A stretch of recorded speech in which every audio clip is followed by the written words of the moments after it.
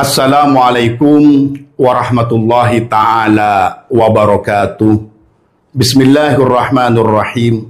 Alhamdulillahi rabbil alamin. Allahumma salli ala sayyidina Muhammad wa ala ali sayyidina Muhammad. Sahabat channel Doa Warid yang dirahmati oleh Allah, kali ini kami mau berbagi sebuah ilmu amalan sahabat, amaliyah badan, yang mana tidak ada bacaan apapun di dalam amaliyah ini.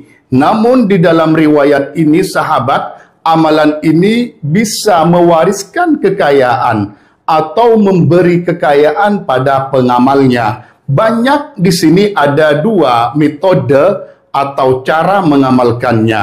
Mari kita langsung baca kitabnya sahabat. Bismillahirrahmanirrahim. Di sini di dalam kitab Al-Ghunyah punya Syekh Abdul Qadir Al-Jailani pada halaman 30-31 dijelaskan, waruya an Aisyah radhiyallahu anha. Di sini diriwayatkan dari Siti Aisyah radhiyallahu anha, qalat, Siti Aisyah berkata, qala Rasulullah sallallahu alaihi wasallam, Kanjeng Nabi Muhammad sallallahu alaihi wasallam bersabda, ya Aisyah tu wahai Aisyah, idza anti, jika engkau, qallamti, memotong engkau memotong, adfaraki, kepada kuku-kukumu, kuku-kuku ini, fabda'i, maka mulailah engkau memulai bil wusta, dengan jari tengah, thummal hinsir, kemudian jelentik, tengah jelentik, summal ibhami, kemudian jempol. Ini cara mengingatnya sangat mudah sahabat. Tengah, jelintik, jempol. Nomor tiganya, summal binsiri atau binsor dalam riwayat yang lain. Kemudian jari manis, summas sababati yang terakhir, kemudian jari telunjuk.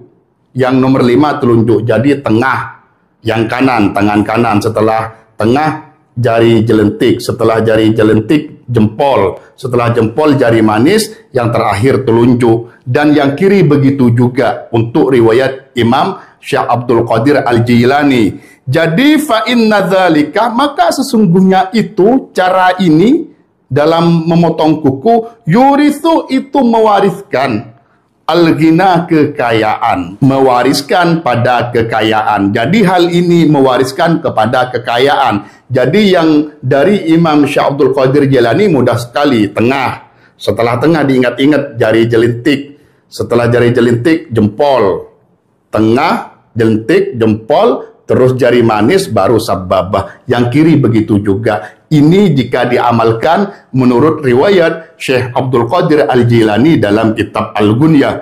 Selanjutnya di dalam kitab Ar-Ri'ayah punya Said Ahmad Ar-Rifai, sama wali kutub ini sahabat. Jadi di sini di dalam kitab Ar-Ri'ayah, di dalam faslun fi taklimil adhafir, di dalam bab memotong kuku, di sini dijelaskan, waqad rawa, sungguh meriwayatkan, Waqi'un, Imam Waqi' meriwayatkan biisnadihi, dengan sanadnya beliau, an Aisyah radhiyallahu anha, juga dari Siti Aisyah ini sahabat. Dari Siti Aisyah radhiyallahu anha, qalat, Siti Aisyah berkata, qala Rasulullah sallallahu alaihi wasallam, bersabda Nabi Muhammad sallallahu alaihi wasallam, idza anti, jika engkau, qallamtih, memotong, adfarokih, pada kuku-kukumu, wahai Aisyah, fabda'i, maka mulailah, bil khinsiri, dengan jari jelentik yang kanan tentunya. Dimulai dengan jari jelentik yang kanan. Thummal wusta, kemudian yang tengah, jari tengah.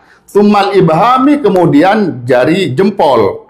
Thummal binsiri, kemudian jari manis. Thummal binsir, kemudian jari manis. Thummas sababah, kemudian jari telunjuk sahabat. Fa inna dzalika yurithul ghina, karena hal itu juga mewariskan kekayaan. Di dalam ini pendapatnya Imam Sayyid Ahmad Ar-Rifai. Yang pertama sahabat, jari jelentik. Setelah jari jelentik baru jari wusta. Setelah jari wusta baru jempol sahabat. Begini. Dan setelah jari jempol baru di sini jari manis. Setelah jari manis baru di sini jari tengah. Ini menurut Sayyid Ahmad Ar-Rifai dan juga khasiatnya jika rutin bisa menyebabkan mewariskan kekayaan. Dan yang kiri begitu juga sahabat. Namun yang perlu sahabat ketahui, memotong kuku itu baiknya seminggu sekali. Pada ulama juga pada asar-asar yang warid, itu paling baiknya adalah hari Jumat. Namun juga ada yang mengatakan baik juga hari Senin. Namun kejadian di sini, kejadian ada ulama, Sufyan namanya, jika ada seseorang itu datang mau potong kuku, ketika dia menunggu besok saja sunnahnya, maka dia mengatakan la tu'akhiris sunnah.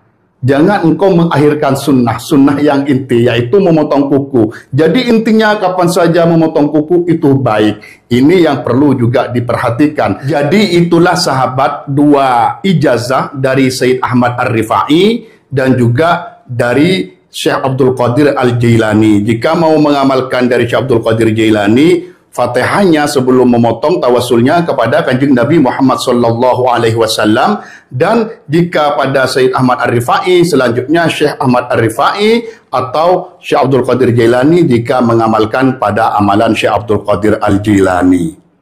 Nah, sekarang sahabat buat wawasan untuk mencukur atau memotong kuku ini versi Imam An-Nawawi juga versi Imam Al-Ghazali.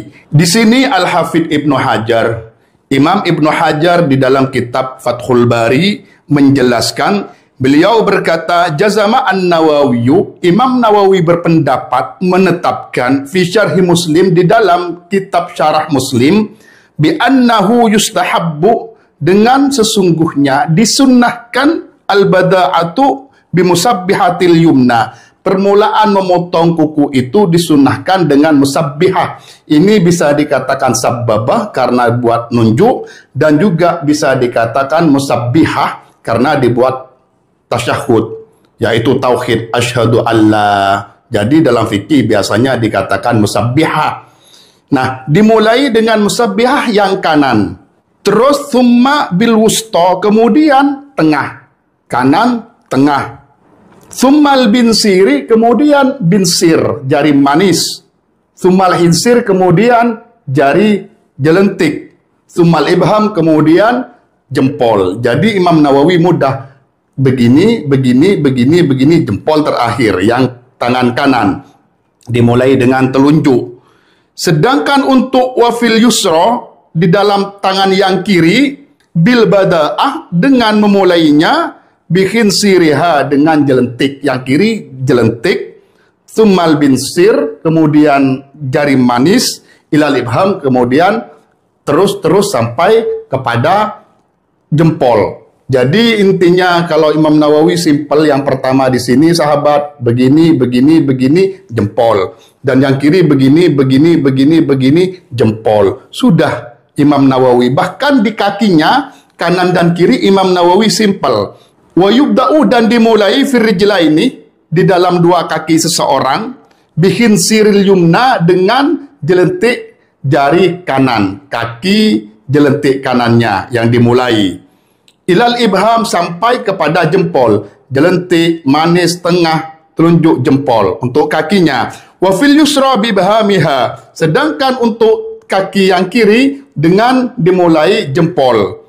Ilal khinsir, sampai kepada jari jelentik kiri. Jadi kalau kakinya gampang, dari jempol terus, yang kiri jari jelentik terus gitu. Ini Imam Nawawi sahabat. Namun yang terakhir pendapatnya Imam Al-Ghazali di dalam kitab Al-Ihya. Al-Bada'ah, adapun permulaan fi taklimil adhafir, di dalam memotong kuku bimusabbihatil yumna, dengan telunjuk kanan. Imam Ghazali ini di dalam kitab Ihya, wal hotmu bi ibhamiha, adapun penutupan dengan jempol. Pahami, permulaan dengan kanan, total penutupan dengan jempol. Seperti itu. Wa fil yusra, dan di dalam tangan yang kiri, bil khinsir, dimulai dengan jelentik, ilal ibham, sampai kepada jempol. Prakteknya begini yang Imam Ghazali. Jadi dimulai telunjuk sini, terus, ini disimpan dulu buat penutupan. Baru yang kiri jelentik, terus, baru sini, baru ditutup dengan terakhir jempol yang kanan. Dibuka telunjuk yang kanan, baru ditutup dengan jempol yang kanan. Mudah sekali. Jadi begini, ini simpan, terus begini, dan ditutup. Allahu a'lam bissawab. Inilah tata cara memotong kuku. Namun yang yurisul ghina, mewariskan kekayaan, adalah dua versi di sini, yaitu Syekh Abdul Qadir Al-Jilani di dalam kitab Al-Ghunyah dan Syekh Ahmad Ar-Rifai di dalam kitab Ar-Ri'ayahnya. Seperti itu sahabat. Semoga ilmu ini bermanfaat dan barokah untuk kita semua. Amin ya rabbal alamin. Assalamualaikum warahmatullahi taala wabarakatuh.